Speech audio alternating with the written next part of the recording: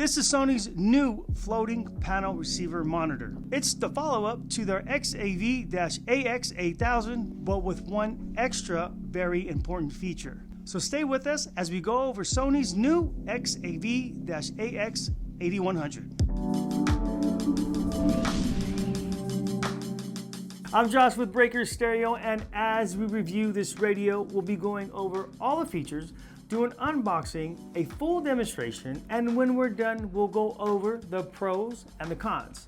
Okay, let's get moving. Now this is an 8.95 resistive anti-glare touchscreen with 3-way adjustable mounting, Bluetooth hands-free calling and audio streaming, Apple CarPlay and Android Auto compatible, but it is wired. Weblink cast for mirroring with Apple and Android devices, displays MP3, WMA, AAC, and FLAC music files. It has a 10-band equalizer, high and low pass filters, dynamic stage organizer. Now we'll go over that in details as we do the demonstration. And this also works with Sirius XM. You're gonna need the XAV-AX8100 tuner in order for that to work. Rear USB input port and rear view camera input. As far as output, it is a 5-channel pre-out, 5 volts, front, rear, and a mono sub. Has an internal amp of 20 watts times 4 RMS or 55 watts times 4 P. Now this does come with a remote control and steering wheel compatible. You'll need the adapter in order for that to work. It has a quick wake up feature for faster turn on. Comes with a 3-year warranty, and the feature it has that the last model didn't is HDMI input for things like iPhone mirroring or Android mirroring. Now this radio does have mirror link, but we found that just using an HDMI to Lightning adapter works much better when mirroring an iPhone, or the USB-C to HDMI when mirroring an Android. If you're interested in this radio, you can buy it directly on our website. We'll leave a link in the description below, taking you straight to the product page. Now remember, we do offer financing, so you can have it now and pay it later. Okay, let's get into the unboxing. Okay, so here we've got our screen, nice and heavy, so it's really good quality. As you would expect, this is Sony, right? I really like the buttons on the bottom. I think they look clean. Nice solid buttons. They look really good. Brackets made very sturdy. I'm gonna go ahead and put that there.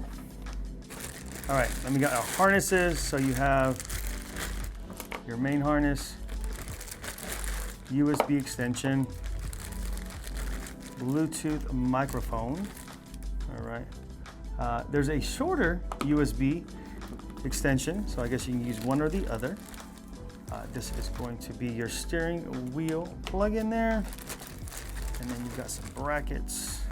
And then they gave you this like Velcro strap. All right, that's cool. Never seen that, but all good. The more the better. Okay, I'm gonna imagine that these are the screws for the brackets here on the side to mount to the body. So the cover plate goes in between the monitor and the body. And then you also have these guys here. And these guys go on the side of the screws. Let me take them out of the bag real quick. These guys here are gonna go like that. The remote control, yeah, and the body itself. All right, and that's gonna sit like that. This is going to go in like this. And then you're gonna screw it in from there. So we got the manual and then the warranty card. Again, this does have a 3-year warranty. All right, so we switched it on and it is starting up. All right, so that was real time there. That's pretty decent for startup. You have your radio, Sirius XM. Again, you need the tuner in order for that to work. Bluetooth, HDMI, and then your rear view camera. And then as you can see, the Apple CarPlay is lit up. That's because my phone is hooked up to it. So if I tap that there, that will take me directly to Apple CarPlay. From here, I can scroll right. And as you can see, we have these apps that will populate. So for navigation, you have Waze, you have Google Maps, and then you have your Apple Maps. For music, you have your Apple Music, you have Amazon, Pandora, iHeartRadio, and of course, Spotify. All right. Also, if you do have a subscription to Sirius XM, you can download the app on your phone and you can stream Sirius XM through your phone, but it will take some data. It won't really take that much because music really doesn't chew up too much data. Also do text messages here as well, phone calls here as well. You have a side menu here for your most used applications. So that takes you to your maps. So if I want to use Siri, I can tap the voice button here. Directions to the nearest gas station. The nearest one I see is 76 on North Oxnard Boulevard. All right, so I can use the voice from there. If I wanted to type in an address, I can do so like this, and then type my address. Okay, so that pretty much covers Apple CarPlay. Let's go back into the Sony menu to check out some other things. So I'm gonna hit the button that says Home here in the corner. That takes me back to this screen. Also, if I scroll, I've got the web link. If I wanted to hook that up, phone, and settings. We'll talk about the web link here in a minute. But first, let's go into settings, general. Here we can select our language. I'm gonna just go ahead and turn the demo off. Your date, the beep on and off. I'm gonna turn the beep off there. Rear view camera, you can set driving position, software version, so you can check your software version. Make sure you have the latest software. Your sound. So from here, you have your extra bass, and you can set that from off to 1 to 2. That'll give you a little bass boost. Okay, and you have your equalizer, and there's some presets for different types of music. So you got R&B, rock, pop, hip hop, dance. Oh, EMD, what do you know? You got jazz, you got soul, you have country, and then here you can customize it. So find the band you want to adjust and just move it up and down. Pretty easy to do. You have your subwoofer control, so here you can adjust it as well. Balance and fade, pretty straightforward. Crossover, so here you have your crossovers. High pass filter, this will affect the front and the rear, either the power in the radio or the front and rear pre-outs for your amplifier. So high pass, you can go as low as 50, as high as 120. On your low pass, same, 50 to 120. And the low pass will obviously affect your subwoofer. And here we have DSO, Dynamic Stage Organizer. What this does is it will adjust the front speakers, bringing them up higher to give you better staging. So off, you have low, and then mid, and then high. So when you're in there, just adjust it as you see fit, obviously. You want the sound to come from the dash is kind of the goal, the middle of the dash if possible. So this will manipulate the sound in order for it to give you that sound replication. Next, visual. So visual, you have your wallpaper. So you can select from these colors here. All right, I'll go ahead and just keep it on blue. You could also import from a USB device. If you wanted to put a screensaver, like a picture of your family or the logo of your vehicle, you can do that as well. So that's really nice. Dimmer, you can set to auto or off or on. And here you have the illumination level on the monitor. So you can set that however you like. Touch panel adjustment. Now, I do recommend doing this, although out the box, it's working pretty good. But this will calibrate the screen according to the way that you see and touch the screen. So let's do the calibration. So you hit touch here, here, here, here. And that's it. Now it's complete.